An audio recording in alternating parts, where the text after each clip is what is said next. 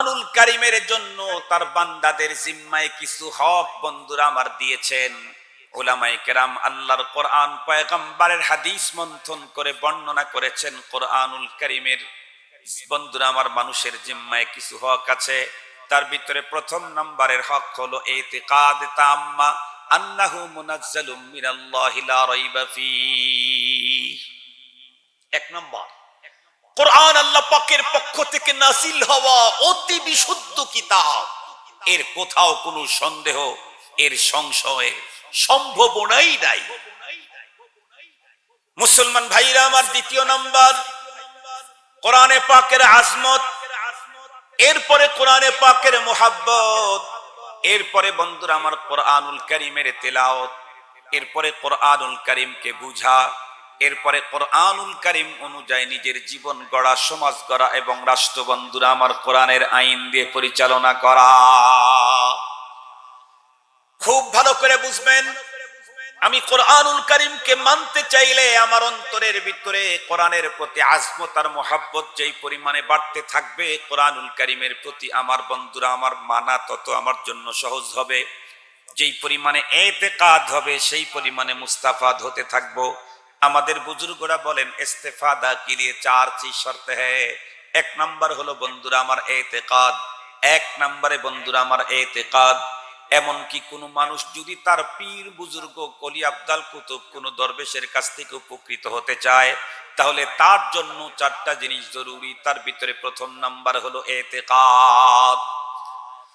কোরআনে পাকের প্রতি আমার বিশ্বাস, আজমত আর মুহাব্বত যত বাড়বে, আমি কোরআনুল কারীমকে তত বেশি মানতে পারবো। মুসলমানের অন্তর থেকে কোরআনুল কারীমের মুহাব্বত আর আজমতকে দূরে সরাবার জন্য মুসলমানের ঘরের ভিতরেই বন্ধুরা আমার এখন শত্রুতার জাল বনন শুরু হয়েছে। কেমনে? আপনারা হয়তোবা শুনে থাকবেন, ইদানিং কালে বর্তমান পৃথিবীতে কিছু ইসলামিক স্কলার বের হয়েছে যারা বলতেছে আল্লাহর কোরআন টাচ করতে, আসমাস করতে, ধরতে আর ছুঁইতে ওযুর দরকার লাগে না। ফতোয়া বের হয়ে গেছে, বই লেখা হচ্ছে, বই। বাংলাদেশে একটা তাফসীর ফ্রি বিতরণ করে, ফ্রি। যুগের জ্ঞানের আলোকে কোরআনের তাফসীর। তাফসীরের নাম কি? যুগের জ্ঞানের আলোকে কোরআনের তাফসীর। এই তাফসীর বইটা ফ্রি বিতরণ করা হয়। ওর ভিতরে এরকম সুন্দর সুন্দর ছোট ছোট লিফলেট দেওয়া আছে তাফসীরের ভিতরে। তার ভিতরে একটা লিফলেটে লেখা আছে কোরআন টাচ করতে, মাস করতে, ছুঁইতে, ধরতে ওযুর দরকার নেই। তার মানে এই কথা বলে প্রকারান্তরে তারা বুঝাইতে চাইতেছে অন্য কিতাব আর কোরআনের মাঝে পার্থক্য নেই। অন্য কিতাব আর কোরআনের মাঝে পার্থক্য থাকলে তো অন্য কিতাব ওযু ছাড়া ধরা যায় না, এটা ওযু লাগবে, তাহলে পার্থক্য বোঝা যাবে। অন্যগুলি ওযু লাগে না, এটাও ওযু লাগে না, তার মানে অন্য কিতাব আর এই কিতাবের ভিতরে তেমন কোনো পার্থক্য নেই। আমি জিজ্ঞাসা করতে চাই, অন্য কোনো কিতাব আর কোরআনের মাঝে পার্থক্য নেই এই জাতীয় কোনো কথা আমরা কি বিশ্বাস করতে পারবো, মানতে পারবো? কখনোই না। পৃথিবীর অন্য সব কিতাবের কথা বাদ দিলাম, আল্লাহ পাক আসমান থেকে তার পক্ষ থেকে মানুষের হেদায়েতের জন্য 104 খানা কিতাব নাজিল করেছিলেন। কোরআনুল কারীমকে বাদ দিলে আরো 103। এই সবগুলি আল্লাহ পাকের পক্ষ থেকে নাজিল হওয়া আসমানি গ্রন্থ, কুতুবে সামাবিয়া। এরপরেও তো কোরআনুল কারীম বাদ দিলে আর 103টার কোনো একটাও আল্লাহর কোরআনের সমপরিমাণ না। মুসলমান ভাইরা আমার ভালো করে বুঝবেন, অন্য অন্য আসমানি কিতাবগুলাও আল্লাহ পাকের পক্ষ থেকে নাজিল করা, কিন্তু সেগুলি হলো শুধুমাত্র কেবলমাত্র কিতাবুল্লাহ। আর আমাদেরকে যে কিতাব দেওয়া হয়েছে কোরআনুল কারীম, এটা শুধুমাত্র কেবলমাত্র আল্লাহর কিতাব। আল্লাহ পাক যত কিতাব নাজিল করেছিলেন সমস্ত কিতাবগুলি ছিল বন্ধুরা আমার লৌহে মাহফুজের ভাষা থেকে ভাষান্তরিত, কিন্তু আল্লাহ পাক কোরআনুল কারীম একটা মাত্র কিতাব এবং নাজিল করেছেন, যেই কিতাবটাকে হুবহু লৌহে মাহফুজের ভাষায় আল্লাহ পাক দুনিয়াতে পাঠিয়েছেন, তার নাম কোরআন। নবীজি বলেন তাবাররাক বিল কোরআন ফাইন্নাহু কালামুল্লাহ ওয়া খারাজা আনহু, তোমরা কোরআন দিয়ে বরকত হাসিল করো, কারণ এটি আল্লাহ পাকের কালাম, আল্লাহ পাক থেকে বেরিয়ে এসেছে। এটা আল্লাহু আকবার বলবেন না? মুহতারাম হাজিরিন, আল্লাহু আকবার কবীরা। সেই মহাগ্রন্থ, এটি কখনো অন্য কিতাব তো দূরের কথা, অন্য আসমানি কিতাবের চাইতেও বিশেষ মর্যাদায় উত্তীর্ণ হলো আল্লাহর কোরআন। মুসলমান ভাইরা আমার, আল্লাহ পাকের কোরআনে আল্লাহ পাক নিজেই ঘোষণা করেছেন লা ইয়ামাসসুহু ইল্লাল মুতাহহারুন। এই কোরআনকে টাচ করতে পারবে যারা পূর্ণ পবিত্র অর্জন করেছে তারা। কোরআনুল কারীমকে টাচ করতে চাইলে পূর্ণ পবিত্রতা লাগবে। কিন্তু আমার দেশ সহ দুনিয়ার কিছু ইসলামিক স্কলার যারা বলতেছে কোরআনুল কারীমকে ধরতে, টাচ করতে, মাস করতে ওযুর দরকার নাই, তাদের বক্তব্য হলো লা ইয়ামাসসুহু, এটা হলো ওই কোরআন যেটা লৌহে মাহফুজে আছে, তাদের বক্তব্য। আমি জিজ্ঞেস করতে চাই, লা ইয়ামাসসুহু ইল্লাল মুতাহহারুন, এটা কাগজে লেখা এই কোরআন না, লৌহে মাহফুজেরটা। এটা আজকের গুটি কয়েক ইসলামিক স্কলার বুঝলো, আর পৃথিবীর হাজার হাজার ইসলামিক স্কলার এটা বুঝলো না। বিশেষ করে আমি আপনাদেরকে জিজ্ঞেস করতে চাই, আজকে বর্তমান পৃথিবীতে যত ইসলামিক স্কলার আছে, এদের কয়েক ডজনকে একত্রিত করলেও তো ইমামে আহমদ ইবনে হাম্বল সমান ইলম, জ্ঞান, প্রজ্ঞা, তারপরে বিচক্ষণতা, তাকওয়া, কোনটা হবে কি? কোনটাতেই কয়েক ডজন ইসলামিক স্কলারকে একত্রিত করলে একজন ইমামে আহমদ সমান হবে না, একজন ইমামে মালিক সমান হবে না, একজন ইমামে শাফেঈ সমান হবে না, একজন ইমামে আজম আবু হানিফা সমান হবে না। ওনারা এটা বুঝতেন না, আর এত বছর পরে এসে ওনারা বুঝতেছেন। আমরা এই জাতীয় কলারদের কথা মানতে চাই না, ওই জাতীয় আহলুল্লাহদের কথা মানব। রাজি আছেন তো ইনশাআল্লাহ? মূলত আগামী প্রজন্মকে আল্লাহর কোরআন থেকে দূরে সরাবার ষড়যন্ত্রের এক সুদূর প্রসারী নীল নকশা। কোরআন ধরতে ওযু লাগবে না, তার মানে এটা আর অন্যের কিতাবের মধ্যে কোনো পার্থক্য নাই। আজমত মুহাব্বত কমায়া দাও। মুসলমান ভাইরা আমার, দ্বিতীয় নাম্বার তাদের ফতোয়া। মুসলমানদের থেকে আল্লাহর কোরআনকে দূরে সরাবার জন্য বন্ধুরা আমার ষড়যন্ত্র। তাদের ফতোয়া হলো, তারা অ্যাডভান্স করে এখন আবারও আরেকটা ফতোয়া ফ্লাশ করলো, সেটা হলো আল্লাহর কোরআন বুঝেই পড়তে হবে, না বুঝিয়ে পড়লে কোনো নেকি নাই, কোনো ফায়দাও নাই। আল্লাহর কোরআন বুঝেই পড়তে হবে, না বুঝে পড়লে কোনো নেকি নাই, কোনো ফায়দাও নাই, নেকি তো নাই, অন্য কোনো লাভও নাই। আমরা তাদের এখানে দুইটা কথা আছে, একটা কথার সাথে আমরা একমত, আল্লাহর কোরআনকে বুঝে পড়তে হবে, এটা আমরাও বলি। তিলাওয়াতে কোরআন মা তাদাব্বুর, ভেবে চিন্তে ফিকির করে বুঝে শুনে আল্লাহর কোরআন পড়তে হবে, এটা ঠিক আছে। কিন্তু না বুঝে পড়লে নাকি নাই, এই অপশনটা আমরা মানতে পারতেছি না। কেন পারতেছি না? কারণ এই ফতোয়া তো দিয়েছে বর্তমান সময়ের গুটি কয়েক ইসলামিক স্কলার, কিন্তু কোরআন আল্লাহ পাক যার উপরে নাযিল করেছেন, নবীদের নবী, উম্মতের নবী, নবীদের নবী জনাবে মুহাম্মদুর রাসূলুল্লাহ সাল্লাল্লাহু আলাইহি ওয়াসাল্লাম, যাকে আল্লাহ পাকের পক্ষ থেকে দায়িত্বই দেওয়া হয়েছে লিতুবাইয়িনা লিন-নাসি মা নুযিলা ইলাইহিম। ওগো রাসূল, এই মহাগ্রন্থ আমি আপনার উপরে নাযিল করলাম, আপনি এটা খুলে খুলে জাতির সামনে বয়ান করবেন। সেই বিশ্ব নবী জনাবে মুহাম্মদুর রাসূলুল্লাহ সাল্লাল্লাহু আলাইহি ওয়াসাল্লাম ফতোয়া দিয়েছেন, পয়গম্বর বলেন, মান ক্বারাআ হারফাম মিন কিতাবিল্লাহ ফালাহু হাসানাতুন ওয়াল হাসানাতু বিআশরি আমসালিহা লা আকুলু আলিফ লাম মিম হারফুন বাল আলিফুন হারফুন ওয়া লামুন হারফুন ওয়া মিমুন হারফ আও কামা ক্বালা আলাইহিস সালাতু ওয়াস সালাম। বিশ্ব নবীজি বলেন, পৃথিবীর কোন মানুষ যদি আল্লাহর কোরআনের একটা অক্ষর পড়ে, তাকে একটা হাসানা দেওয়া হয়, এক হাসানা সমান 10 নেকি। নবীজি আবার মিসাল দিয়ে বললেন, আমি এ কথা বলি না, কেউ যদি আলিফ লাম মিম পড়লো তাহলে মাত্র একটা অক্ষর পড়লো, আমি এটা বলি না। বরং আমি বলি আলিফ একটা অক্ষর, লাম একটা অক্ষর, মিম একটা অক্ষর। সঙ্গত কারণেই কেউ যদি আলিফ লাম মিম পড়ে তাহলে তার আমলনামার মধ্যে কম পক্ষে 30টা নেকি জমা হয়। এ ফতুয়া হলো মুহাম্মাদুর রাসূলুল্লাহ সাল্লাল্লাহু আলাইহি ওয়াসাল্লামের। খুব ভালো করে বুঝবেন মুসলমান। তাহলে আলিফ লাম মিম পড়লে নেকি হয়, এ ফতুয়া কে দিয়েছেন? মুহাম্মাদুর রাসূলুল্লাহ সাল্লাল্লাহু আলাইহি ওয়াসাল্লাম দিয়েছেন। মুসলমান খুব ভালো করে বুঝবেন। আমার দেশের যেই সমস্ত ইসলামিক স্কলাররা বলে আল্লাহর কোরআন বুঝেই পড়তে হবে, না বুঝে পড়লে কোনোই নেকি নাই। আল্লাহ না করুক এই জাতীয় কোন একজন ইসলামিক স্কলার আর মুফাসসির যদি আপনাদের অঞ্চলে কখনো আসে আর এই জাতীয় ফতোয়া যদি ফ্লাশ করে, তাহলে আপনাদেরকে একটা বন্ধুর আমার পালিচি শিখাইয়া দেই।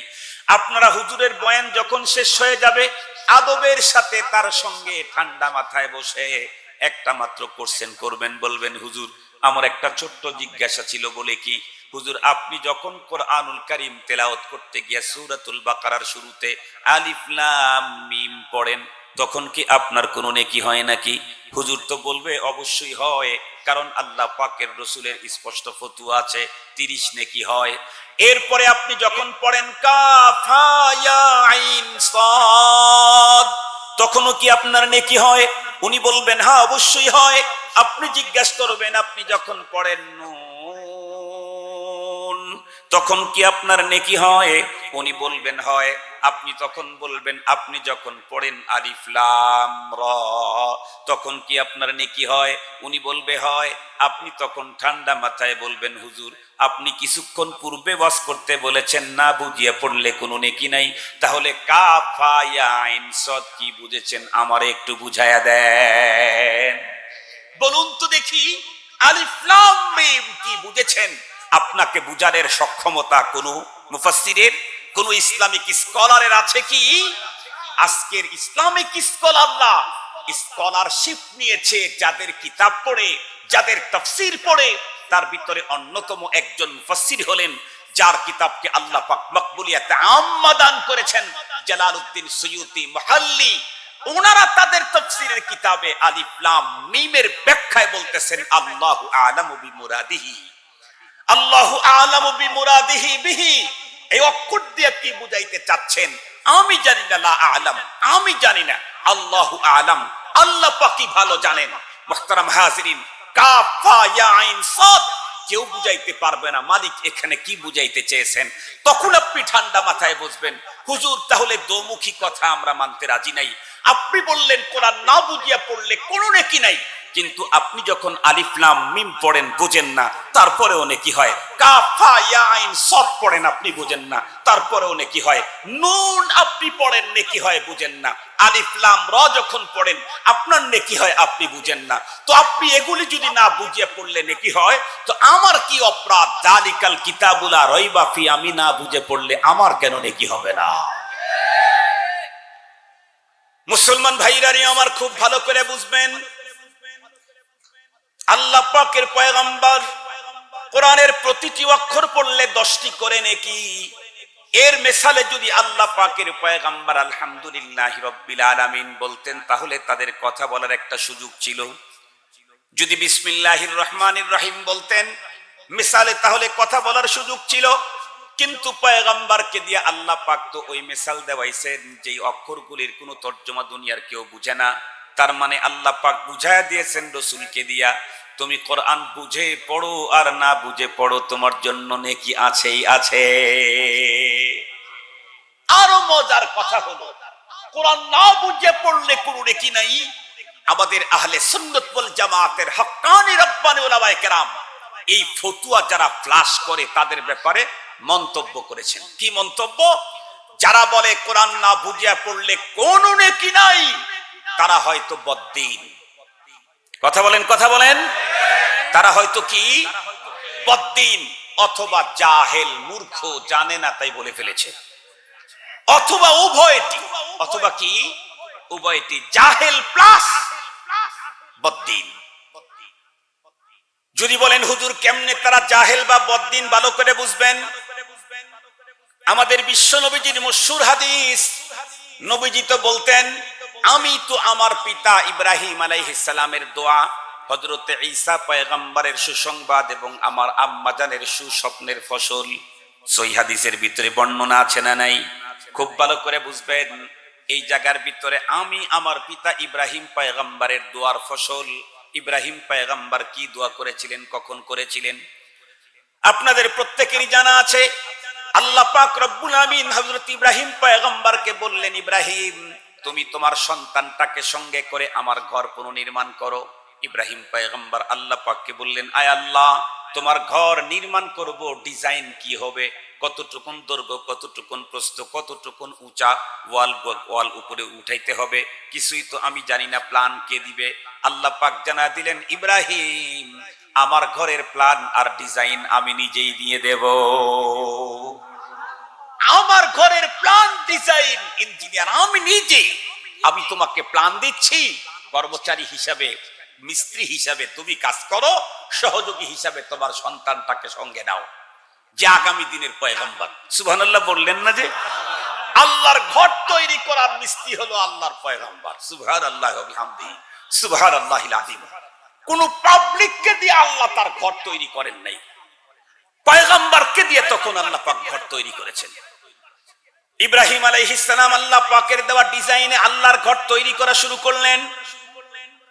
ঘর তৈরি করতে করতে করতে এক পর্যায়ে কমপ্লিট যখন খানায়ে কাবা তৈরি করা হয়ে গেল, আমাদের দেশের মানুষ দেখবেন যারা হজ ব্রত পালন করতে যায়, তাদের কন্ডিশন হলো আলহামদুলিল্লাহ, কিছু তো আলেমদের সহবতে থেকে থেকে কিছু জেনে শুনে যায়, কিন্তু অধিকাংশ গুলার কন্ডিশন হলো শুধুই আবেগ আছে, কিন্তু মাসআলা আর বিবেক তাদের কাছে নাই। শুধুই আবেগ আর আবেগ, নেই মাসআলা। মাসআলা ছাড়া আবেগ দিয়ে কোনো লাভ নাই। খানায়ে কাবা অত্যন্ত দামি জিনিস, কিন্তু যত্রতত্র যে কোনো কাজ করলে ফায়দা নাই। এটার কিছু নির্ধারিত জায়গায় নির্ধারিত কিছু কাজ করলে বেশি ফায়দা। আপনাদেরকে সহজে বুঝাবার জন্য একটা মিসাল দিলে বুঝবেন। মনে করেন আমার বাড়িতে কোনো একজন রোগী, আপনার বাসায় একজন রোগী, তার শরীরে ইমার্জেন্সি ভাবে একটা ইনজেকশন পুশ করতে হবে, নাহলে রোগী মারা যাবে। পুশ করতে পারলেই 24 ঘন্টার ভিতরে সুস্থ হয়ে ভালো হয়ে যাবে আল্লাহর মেহেরবানিতে। কিন্তু ইনজেকশনটা হলো আইভি। এখন বলেন তো দেখি, দিতে হবে রোগীর দেহে, তাই বলে যত্রতত্র পুশ করলে কি হবে? আইভি হওয়ার কারণে খুঁজে খুঁজে রগে দিতে হবে। যত্রতত্র গোশতের ভিতরে পুশ করলে হবে না, খুঁজে খুঁজে রগ বের করে দিতে হবে, দিতে হবে তার বডিতে, কিন্তু যত্রতত্র পুশ করলে হবে না। মুসলমান ভাইরা রে আমার, আল্লাহ পাকের ঘরের মধ্যে টাচ লাগাইলে, ঘর ধরলে, শুইলে, বুকের ভিতরে জড়া ধরলে নাকি, কিন্তু সব জায়গায় যে কোন ওয়ালের ভিতরে বুক ঠাকাইলে বন্ধুরা আমার কপাল লাগাইলে নাকি নাই। বরং একটা কর্নার আছে, তার নাম রুকনি ইয়ামানি, ওই জায়গার ভিতরে হাত দিয়ে মাসে করলে নাকি। আর একটা জায়গা আছে বন্ধুরা আমার, যেখানে হাজরে আসওয়াদ বসানো, ওই জায়গায় চুমা খাইলে নাকি। আর একটা জায়গা আছে আল্লাহ পাকের ঘরের চৌকাঠ, ওই জায়গার ভিতরে টাচ করে দোয়া করলেই কাজ হবে। আর একটা জায়গা আছে হাজরে আসওয়াদ আর আল্লাহ পাকের ঘরের দরজার মাঝখানে, এটাকে মুলতাজাম বলা হয়। এইখানে যদি আপনি আপনার বুকটা বন্ধুরা আমার খানায়ে কাবার সঙ্গে লাগায়া মালিকের কাছে আবেদন জমা দিতে পারেন, যা চাইবেন তাই পেয়ে যাবেন। আল্লাহ পাকের ঘর নিজের হাতে তৈরি করলেন হযরত ইব্রাহিম পয়গম্বর। নিজের হাতে তৈরি করা খানায়ে কাবা কমপ্লিট তৈরি হওয়ার পরে ইব্রাহিম পয়গম্বর নিজের বুকটাকে খানায়ে কাবার মুলতাজামের সঙ্গে লাগায়া দিলেন। কপালটা লাগাইলেন আল্লাহ পাকের ঘরের সঙ্গে, দুহাত দিয়ে খানায়ে কাবাকে তার বুকের ভিতরে টেনে ধরে রব্বুল আলামিনকে কাছে আবেদন শুরু করলেন, আল্লাহ রব্বানা ওয়াবআস ফীহিম রাসূলাম মিনহুম ইয়াতলু আলাইহিম আয়াতিকা ওয়া ইউআল্লিমুহুমুল কিতাবা ওয়াল হিকমা ওয়া ইউযাক্কিহিম। আয় রব্বুল আলামিন, তোমার দেওয়া তৌফিকে, তোমার আদেশ পালন করতে গিয়া তোমার ঘর নির্মাণ কাজের কাজটা আমরা এখন কমপ্লিট করে দিলাম। আল্লাহ তোমার দেওয়া তৌফিকে রব্বে করিম, আমি তোমার ঘর তৈরি কমপ্লিট করে দিয়েছি। এখন তোমার কাছে আমার কিছু পাওনা, কিছু আবেদন আছে। আবেদন হলো, আয় আল্লাহ, আমি আমার ছেলে ইসমাইল, ওকে সঙ্গে করে তোমার খানায়ে কাবা নির্মাণের কাজ করলাম। আমার সন্তান ইসমাইলের পরবর্তী জেনারেশনের ভিতরে তুমি একজন পয়গম্বর পাঠাইবা গো আল্লাহ, তোমার কাছে আবেদন, যেই পয়গম্বরকে তুমি স্বতন্ত্র নতুন কিতাব দান করবা। আল্লাহু আকবার। তোমার পক্ষ থেকে কিতাব দিয়ে রাসূল পাঠাইবা, এটা তোমার কাছে আমি চাই আমার সন্তান ইসমাইলের বংশধরের মধ্যে। সেই কিতাব পাঠানোর পরে ওই রাসূলকে তুমি চারটা দায়িত্ব দিবা আল্লাহ। এক নম্বরের দায়িত্ব হলো ইয়াতলু আলাইহিম আয়াতিক, তোমার নাজিল করা কোরআনের আয়াতগুলি তেলাওয়াত করে করে শোনাবে, এক নম্বর দায়িত্ব। দুই নম্বরের দায়িত্ব হলো ওয়া ইউআল্লিমুহুমুল কিতাব, কোরআনের ভিতরে তুমি কি বুঝাইতে চেয়েছো সেই কথাগুলি মানুষদেরকে বুঝাইয়া দিবে, দুই নম্বরের দায়িত্ব। তিন নম্বরের দায়িত্ব হলো ওয়াল হিকমা, সুন্নাত শিক্ষা দিবে, আমলে প্র্যাকটিক্যালি প্রশিক্ষণ দিয়ে দিবে। চতুর্থ নাম্বার হলো ওয়ায়ুযাক্কিহিম, প্রতিটি মানুষের অন্তরগুলাকে পরিষ্কার পরিচ্ছন্ন করে দিবে পয়গম্বর। এই চার দায়িত্ব দিয়ে তুমি আমার সন্তান ইসমাইলের পরবর্তী জেনারেশনের ভিতরে নবী পাঠাও। আল্লাহ পাক রব্বুল আলামিন সঙ্গে সঙ্গে উত্তর দিলেন, খলিলি কদ উজিবাত দাওয়াতুকা, ওগো আমার দোস্ত, তোমার আবেদন আমার দরবারে 100% মঞ্জুর করে নিলাম। আল্লাহ পাক রব্বুল আলামিন পরবর্তী সময়ে জানায়া দিলেন ইব্রাহিম পয়গম্বরের আবেদন কেমনে মঞ্জুর হইল। আল্লাহ পাক বলেন, হুয়াল্লাযী বাআসা ফিল উম্মিয়িনা রাসূলাম মিনহুম ইয়াতলু আলাইহিম আয়াতিহি ওয়া ইউযাক্কিহিম ওয়া ইউআল্লিমুহুমুল কিতাবা ওয়াল হিকমা। খুব ভালো করে বুঝবেন, পয়গম্বর ইব্রাহিম আলাইহিস সালাম চার দায়িত্ব দিয়ে নবী পাঠানোর জন্য আবেদন জানিয়েছিলেন। আল্লাহ পাক ও চার দায়িত্ব নিয়ে নবী পাঠাইলেন, কিন্তু ইব্রাহিম পয়গম্বর দায়িত্বের বর্ণ বন্ধুরা আমার বিন্যাস করতে গিয়ে প্রথম নম্বরে বলেছিলেন যে কিতাব নাজিল করবা আল্লাহ, সেই কিতাব নবী তেলাওয়াত করে করে শোনাবে। দ্বিতীয় নাম্বার কিতাবের ইলম, ভিতরের কথাগুলি মানুষকে বুঝাবে। চতুর্থ নম্বরে বলেছিলেন মানুষের অন্তরাত্মাকে পরিষ্কার করবে। রব্বুল আলামিন যখন তার আবেদন মঞ্জুর করে গ্যাজেট দিয়ে দিলেন, জানায়া দিলেন, সেই জায়গায় শুধু বন্ধুরা আমার সিরিয়ালটা একটু হেরফের করলেন রব্বুল আলামিন। প্রথমে বলেছিলেন প্রথম দায়িত্ব কোরআনুল কারীমের তেলাওয়াত করবে, আল্লাহ পাক এটা নাম্বার 1 এর মধ্যে রেখে দিলেন। কিন্তু দ্বিতীয় নাম্বারে উনি যে সিরিয়ালে যেটা দ্বিতীয় নাম্বারে নিয়েছিলেন, চতুর্থ নাম্বারে যেটাকে দিয়েছিলেন ওইটা আল্লাহ পাক দ্বিতীয় নাম্বারে নিয়ে আসতেন, ওয়ায়ুযাক্কিহিম। কিন্তু ইব্রাহিম পয়গম্বরও চাইতে তেলাওয়াত 1 নম্বরে বলেছেন, আল্লাহ পাকও জানাইতে বন্ধুরা আমার তেলাওয়াত 1 নম্বরে বলেছেন। এখন আপনারাই বলুন, দায়িত্ব হলো 4টা, একটা হলো তিলাওয়াত, এরপরে কোরআনে কারীমের সমঝ বুঝ, ওয়া ইউআল্লিমুহুম। এখন বুঝু বলুন তো দেখি, তাহলে কোরআনুল কারীমকে বুঝা, এরপরে এর অনুযায়ী আমল করা, এগুলা ভিন্ন ভিন্ন কাজ। কিন্তু কোরআনুল কারীমের তেলাওয়াতটা বন্ধুরা আমার প্রথম নাম্বারের নবীওয়ালা কাজ। আল্লাহু আকবার বলেন। প্রথম নাম্বারের দায়িত্ব হলো ইয়াতলু আলাইহিম আয়াত, পড়ে পড়ে শোনাবে। এজন্য আমাদের নবী আলাইহিস সালাম পড়তেন শোনাইতেন, এত বেশি পড়তেন, জিবরাইল আমিন যখন আয়াত নাজিল করতেন, নবীজি জিবরাইল আমিনের পড়ার সাথে সাথে ঠোঁট মিলায়া উনি পড়তে হাঁপায়া যাইতেন। আল্লাহ পাক তখন রাসূলকে জানায়া দিলেন, লা তুহাররিক বিহি লিসানাকা লিতা'জালা বি, ইন্না আলাইনা জামআহু ওয়া কুরআনা সুম্মা ইন্না আলাইনা বায়ানা। ওগো রাসূল, আপনি জিবরাইল আমিনের সাথে সাথে ঠোঁট মিলায়া পড়তে গিয়া ব্যস্ত হয়ে হাঁপায়া যাচ্ছেন, এটি দরকার নাই। আপনি চুপ করে শুনতে থাকেন জিবরাইল আমিন কি বলে, ইন্না আলাইনা জামআহু ওয়া কুরআনাহু। এই কথাগুলি আপনার অন্তরে জমা করে পরবর্তীতে পড়ার মতো যোগ্যতা দেওয়া, এটা আমার জিম্মাদারি। সুম্মা ইন্না আলাইনা বায়ানা, এরপরে এই কথাগুলি খুলে খুলে জাতির সামনে পেশ করার যোগ্যতা আর ইস্তেদাদ দেওয়া, এটা আমার জিম্মাদারি। মুসলমান ভাইরা আমার কথা ভালো করে বুঝবেন। মূলত বন্ধুরা আমার কোরআন, আল্লাহর কোরআন না বুঝে পড়লে কোনো নেকি নাই। এই কথাগুলো কেন বলা হচ্ছে, তার কারণ হলো এদেশের মানুষ বন্ধুরা আমার আল্লাহর কোরআন বুঝে বুঝে পড়বে এরকম মানুষের সংখ্যা শতকরা কতজন হতে পারে?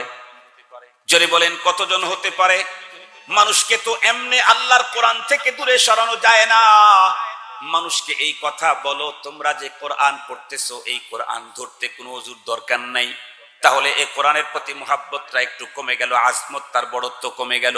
এরপরে বলল না বুঝিয়ে পড়তেছো এটার তো আরো কোনো দাম নাই। তাহলে এখন আর এই কোরআনে পাকের তিলাওয়াত বন্ধুরা আমার কেউ করবে না। কোরআনে পাকের তিলাওয়াত তখন বন্ধ হবে। কোরআনে পাকের তিলাওয়াত যখন বন্ধ হবে, আসমান থেকে আল্লাহ পাকের রহমত নাজিল জমিনের ভিতরে ওই কান্তির ভিতরে তখন বন্ধ হবে। কারণ স্পষ্ট সহিহ হাদিসের বর্ণনায় এসেছে কোরআনে পাকের তিলাওয়াতের কত বড় দাম, কত মর্যাদা। বিশ্ব নবীজির একজন সাহাবী উনি প্ল্যান করলেন আজকে তামাম রাত্রি আমি আল্লাহর কোরআন তেলাওয়াত করে করে রাত্রি কাটায়া দেব। এই প্ল্যান করে উনি এশার সালাতের পরে আল্লাহর কোরআন খানা হাতে নিয়ে তেলাওয়াত করা শুরু করলেন। কিন্তু সমস্যা হলো এই, ওনার তো ঘর শুধুমাত্র কেবলমাত্র একটা, ওই একই ঘরের এক কর্নারের ভিতরে খাট বন্ধুরা আমার সুন্দর করে খাট বিছায় সেখানে সন্তান স্ত্রীদেরকে নিয়ে উনি ঘুমান। পাশেই বন্ধুরা আমার আর এক জায়গায় যুদ্ধে যাওয়ার জন্য ঘোড়াটা, ওই ঘরের ভিতরেই বন্ধুরা আমার ঘোড়াটাকেও রাখেন। আল্লাহর বান্দা যখন কোরআনুল কারীম তেলাওয়াত করতে যখন আওয়াজটা জোরে করেন, সাথে সাথে ঘোড়াটা লাফালাফি করা শুরু করে দেয়।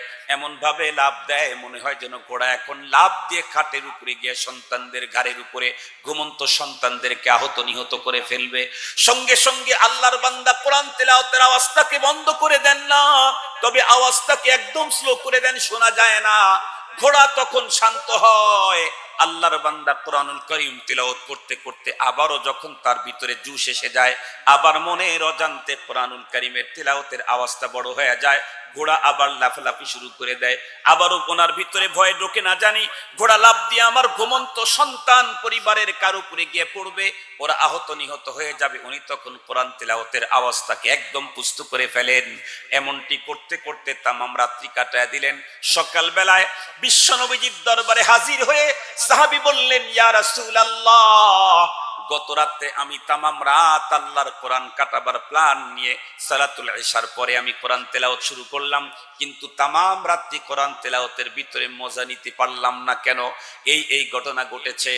নবীজি আমি জানতে চাই আমার কোরআন তেলাওয়াতের আওয়াজ বাড়লে ঘোড়া এমনটি করলো কেন? বিশ্ব নবীজি তখন সাহাবীকে জানা দিলেন, সাহাবী শুনো, সাহাবী শুনো, কোরআনুল কারীম তেলাওয়াত করতে পারে না ফেরেশতারা বটে, কিন্তু কোরআনের তেলাওয়াত শোনার জন্য ফেরেশতারা পাগল পারা।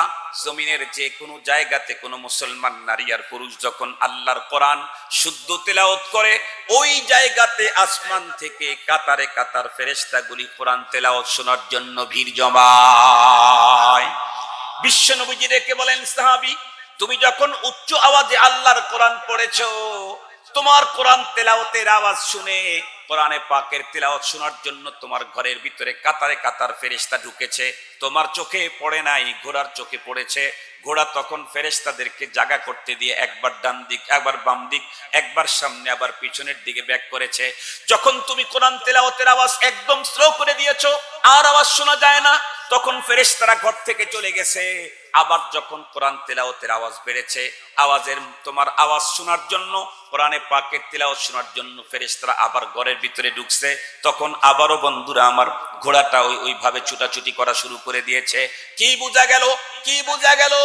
বোঝা গেল যেই জায়গার ভিতরে কোরআনে পাকের তিলাওয়াত হয়, সেই জায়গা থেকে রহমতের ফেরেশতাগুলি সেই জায়গায় আসমান থেকে জমিনের ভিতরে এসে ভিড় জমায়।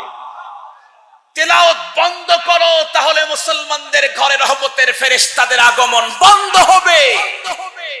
তেলাওয়াত বন্ধ করো কেমনে? বলো যে তুমি কি বুঝে পড়ো? বলে না, তাইলে তো কোনো লাভ নাই, তাইলে তো কোনো লাভ নাই। ও তখন দেখবে আরে কয়েক ঘন্টার সময় আমি কাটাই, বুঝি না, লাভ নাই, তাহলে ওইটা পড়ে লাভটা কি? অর্থে অন্য কোনো কথা বলেন না কেন? অন্য কোনো উপন্যাস পড়ি, তা তো কিছু লাভ হবে।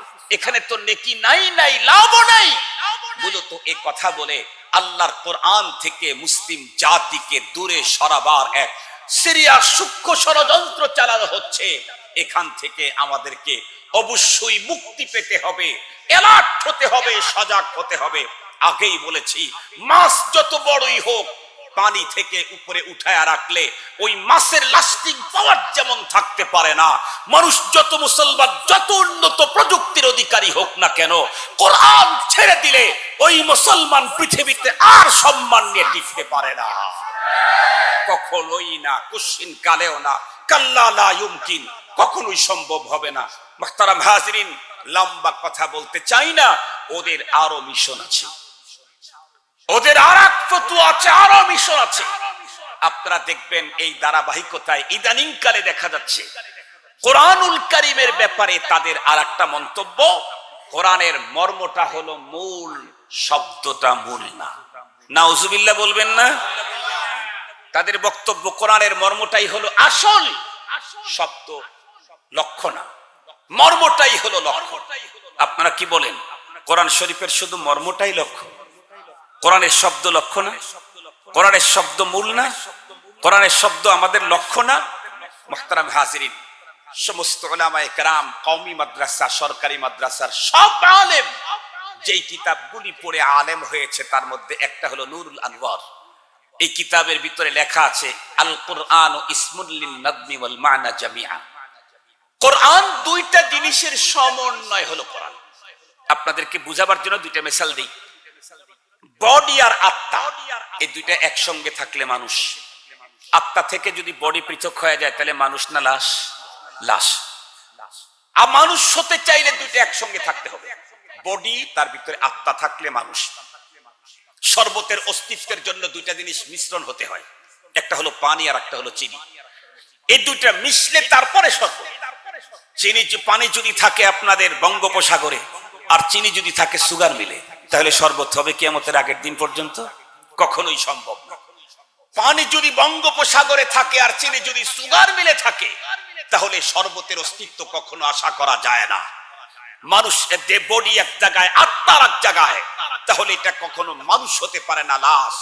কোরআনের শব্দকে বাদ দিয়ে মর্মকে শুধু কোরআন বলার কোনো সুযোগ নাই। কোরআনের শব্দ আর মর্ম উভয়টার নাম হলো কোরআন। আল কোরআন ইসমুল লিন নাদমি ওয়াল মা'না জামিআ। তারা কি বলতেছে? প্রথম বলেছে কোরআন ধরতে ওযুর দরকার নাই, এরপরে বলল এটাকে না বুঝিয়ে পড়লে কোনো নেকি নেই, ফায়দাই নাই। এরপরে বলল কোরআনের মর্মটাই হলো মূল, শব্দ মূল না। তার মানে কোরআনের মর্মটাকে, শব্দটাকে পৃথক করতে চাচ্ছে। পৃথক করতে পারলে কি হবে? পৃথক করতে পারলে মুসলমানের অন্তর থেকে, দিল থেকে মুসলমানকে কোরআন থেকে দূরে সরানো সম্ভব হবে। কেমনে? সহজ কথা বলি। কোরআনে কারীমের শব্দগুলি 30 পারা কোরআনের 6236 আয়াতে কোন এক জায়গায় তো যদি 36টা অক্ষর কেউ পরিবর্তন করে কোরআনে ভেজাল তৈরি করতে চায়, তাহলে এই ভেজাল ধরার জন্য কি পটিয়া মাদ্রাসার বড় মুফতি সাহেব লাগবে? প্রধান শেখুল হাদিস লাগবে? হাটহাজারী মাদ্রাসার প্রধান মুফতি লাগবে? লালবাগ মাদ্রাসার প্রধান মুফতি লাগবে? জোরে বলেন। রাহমানিয়া আজিজিয়া মাদ্রাসার প্রধান মুফতি লাগবে? শোলকবহরের প্রধান মুফতি লাগবে? গ্রামের মহল্লার ওই ছোট্ট বক্তব্য হিফজখানার ছাত্র 8 বছরের হাফেজে কোরআন ওই বলে দিবে 6236টা আয়াতের মাত্র 36টা অক্ষর কোথাও পরিবর্তন হলে এটা ধরার জন্য বড় শেখুল হাদিস, মুফতি, মুফাসসির, মুহাদ্দিস, আদিব কাউকে দরকার নাই। 8 বছরের ছোট্ট হাফেজে কোরআন যথেষ্ট। কিন্তু কোরআন শব্দগুলাকে যদি কোরআন থেকে পৃথক করে শুধু মর্মকে যদি কোরআন বলা যায়, তাহলে বলেন তো দেখি, কোরআনে পাকের তর্জমায় যদি কোথাও 2 নাম্বারি করে, এই ভুল ধরার জন্য হাফেজ সাহেব পারবে? কথা বলেন না কেন? কারি সাহেব, আরো জোরে বলেন। ছোটখাটো হুজুর সাহেব 30 পারা কোরআনের অল টাইম তর্জমা বলার মতো হুজুর শতকরা 10 জন বাংলাদেশে খুঁজে পাওয়া যাবে না, শতকরা 10 জন না। তার মানে এই পদ্ধতিতে চুরি করলে মুসলমানদেরকে বিভ্রান্ত করা সহজ হবে। কোরআন শব্দ থেকে মর্মকে পৃথক করো। আমরা স্পষ্ট ভাষায় বলতে চাই, কোরআনে পাকের শব্দ বাদ দিয়ে শুধু মর্মকে কোরআন বলার অধিকার নাই। এখন লেখা হচ্ছে শুধু ইংরেজিতে কোরআনের তর্জমা করে উপরে লিখে দিয়েছে দি হলি কোরআন। খুব ভালো করে বুঝবেন আমার কথাগুলি। এখন তো লেখা হলো দি হলি কোরআন, কোরআনের অর্থ বলেন তো দেখি। আরবি ভাষাতে একটা অর্থের 10টা শব্দ আছে না নাই? 10টা শব্দ আছে না নাই? 10টাই কি আল্লাহ পাক নাজিল করেছেন, না যে কোনো একটা এখানে নাজিল করেছেন? সেইটাকে আপনি উচ্চারণ না করে অন্য ওই রকমের সহ অর্থের আর একটা শব্দ বসায় দিলে কি কোরআন? কথা বলেন, কি কোরআন? কখনোই না। কোরআনকে বিকৃতি করার এক সূক্ষ্ম ষড়যন্ত্র মাত্র। মুহতারাম হাজিরিন, এজন্য কোরআনে পাকের শুধু তর্জমা বাংলাতে লেখা, এটার উপরে কোরআন শরীফ লেখা যাবে না। উর্দুতে শুধু কোরআন শরীফের তর্জমা লেখা, এটার উপরে কোরআন শরীফ লেখা যাবে না। ইংরেজিতে কোরআন শরীফের তর্জমা ব্যাখ্যা ট্রান্সলেশন লেখা আছে, দি হলি কোরআন লেখা যাবে না। দি হলি কোরআন লিখতে চাইলে কোরআনের আয়াত থাকতে হবে, তারপরে অর্থ থাকতে হবে। কথা বলেন, কথা বলেন। কারণ অর্থের ভিতরে শব্দ সবগুলা পাওয়া যায় না, কিন্তু শব্দের ভিতরে সব অর্থ পাওয়া যায়।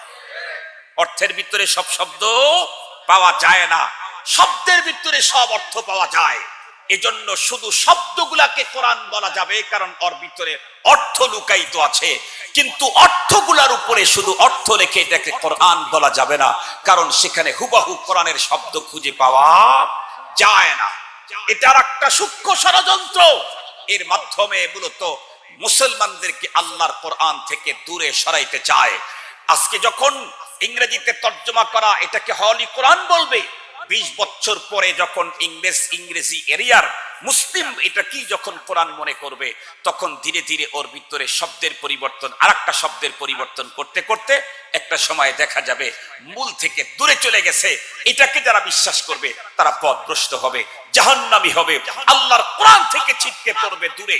কোরআনকে কখনো 2 নাম্বারি করে টিকতে পারবে না, এটা নিশ্চিত। তবে কোরআনের থেকে আমাদেরকে দূরে সরায় আমাদের ক্ষতি সাধন করতে পারে। এই জন্য আমাদেরকে অ্যালার্ট হতে হবে, আমাদেরকে একটা কাজ করতে হবে। পারবেন কি ইনশাআল্লাহ?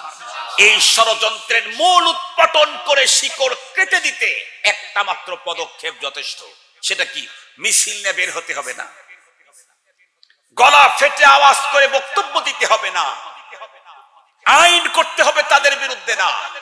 একটা কাজ শুধু করেন, এখানে আমরা যারা আছি যতদূর পর্যন্ত মাইকের আওয়াজ যায়, আমরা প্রত্যেকে এখন বদ্ধপরিকর হই, শপথ গ্রহণ করি কোরআনুল কারীমের শুদ্ধ তিলাওয়াত আমি নিজে শিখব, আমার প্রতিটি সন্তানকে শিখাবো, এবং সকাল সন্ধ্যা কমপক্ষে 2 টাইম আল্লাহর কোরআনের শুদ্ধ তেলাওয়াত মুসলমানদের দোকানে, মাকানে, অফিসে, আদালতে, গাড়িতে, বাড়িতে, সব জায়গায় যখন কোরআনে পাকের তেলাওয়াত চালু হয়ে যাবে, ওই ষড়যন্ত্রকারীদের জাল তখন ছিন্ন ভিন্ন হতে বাধ্য হবে।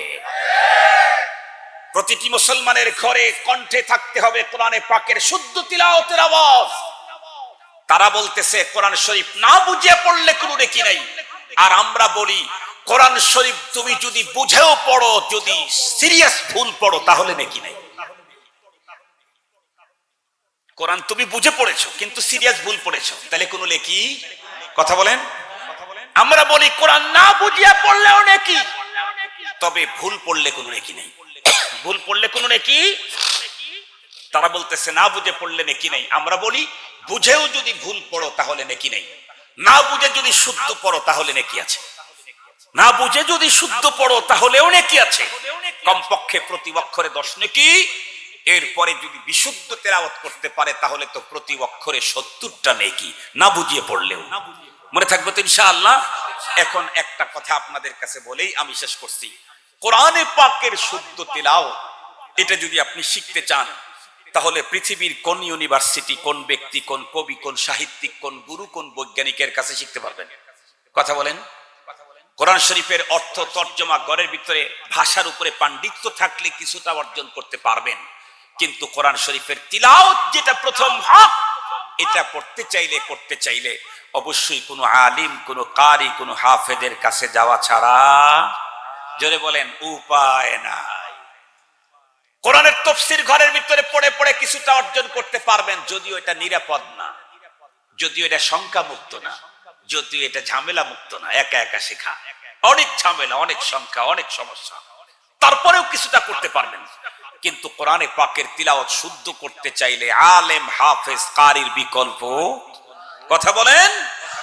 আলেম, হাফেজ, কারি তৈরি হয় কোথায়? একটু জোরে বলেন। তাহলে পুরা জাতিকে জান্নাতের পথ দেখানো, আল্লাহর সাথে পরিচয় করানোর মিশন নিয়ে কাজ করে এই পৃথিবীতে মাদ্রাসা। আল্লাহর সাথে পরিচয় করানো, আল্লাহ পাকের জান্নাতের মালিকানা নেওয়ার মিশন নিয়ে পৃথিবীর মানুষকে এই কাজে সফলতা আনার মিশন নিয়ে কাজ করে মাদ্রাসা। সুতরাং কোন মুমিন কখনোই মাদ্রাসার বিপক্ষে কথা বলতে পারে না, মাদ্রাসার বিরুদ্ধে কেউ কথা বললে তার ঈমান টিকতে পারে না। আল্লাহ পাক আমাদের সকলকে আলোচিত কথা বুঝা এর উপরে আমল করার তৌফিক দান করুক। ওয়া আখিরু দাওয়ানা আলহামদুলিল্লাহি রাব্বিল আলামিন। আসসালামু আলাইকুম ওয়া রাহমাতুল্লাহি তাআলা। শেষ মাহফিল, আর কি ওয়াজ করবে না? জি জি। আলহামদুলিল্লাহি রাব্বিল আলামিন ওয়াসসালাতু ওয়াসসালামু আলা সাইয়্যিদিল আমবিয়া ওয়াল মুরসালিন ওয়া আলা আলিহি ওয়া আসহাবিহি আজমাইন। اللهم لك الحمد كله ولك الشكر كله ولك الخلق كله ولك الملك كله بيدك الأمر كله إليك يرجع الأمر كله إنك على كل شيء قدير يا حي يا قيوم برحمتك نستغيث أصلح لنا شأننا كله ولا تكلنا إلى أنفسنا طرفة عين رب ارحمهما كما ربياني صغيرا ربنا هب لنا من أزواجنا وذرياتنا قرة أعين واجعلنا للمتقين إماما اللهم ارفع عنا البلاء والوباء اللهم احفظنا من كل بلاء الدنيا وعذاب الآخرة اللهم انصر الإسلام والمسلمين اللهم أعز الإسلام والمسلمين وأذل الشرك والمشركين واليهود والنصارى والمرتدين والظالمين اللهم خذهم أخذ عزيز مقتدر اللهم سلط عليهم كلبا من كلابك اللهم احصهم عددا واقتلهم بددا ولا تبق منهم على الأرض أحدا رب العالمين এতদ অঞ্চলের ঐতিহ্যবাহী খালেস দ্বীনি বিদ্যাপীঠ আল মাদ্রাসাতুল ইউনুসিয়া আজিজিয়া মহিউল ইসলাম এর ইন্তেজামে আয়োজিত সালানা মাহফিলে হাজার হাজার মুসলমান নারী পুরুষদেরকে নিয়ে দীর্ঘক্ষণ পর্যন্ত দ্বীনি আলোচনা করা শোনার পর সম্মিলিত ভিক্ষুকের ন্যায় তোমার আলিশান দরবারে হাত উঁচু করেছি। আল্লাহ দয়া করে মেহেরবানি করে আমাদের প্রত্যেকের আশা বসা আজকের এই আয়োজন এবং দ্বীনি ইদারা কবুল করে নাও। রব্বুল আলামিন জিন্দেগির কোনো নেক আমল যদি তোমার দরবারে কবুল না হয়ে থাকে আল্লাহ আজকের মাহফিলখানা উপলক্ষ করে তামাম জীবনের ইবাদতের মঞ্জুরি দিয়ে দাও। ওগো দয়ার সাগর আল্লাহ, এখানে এমন কোনো মানুষ নাই যেই লোকের আপনজন কবরে যায় নাই। অনেকেই তো আমার মতো বাবা হারানো সন্তান ইয়াতিমের মতো হাত দুখানি উঁচু করেছে, কেউ বা তার নিজের মার মতো সোনার মুখখানি নিজ হাতে কবরের মাটিতে চাপা দিয়েছে। জানি না গো রব্বুল আলামিন কবরের জগতে আমাদের মা বাবা দাদা দাদি নানা নানি আপনজন কোন হালতে আছে জানা নাই। ওগো দয়ার সাগর করুণার আধার, তোমার দয়ার মেহেরবানি দিয়ে আমাদের আপনজনদের কবরগুলো জান্নাতের বাগান বানিয়ে দাও।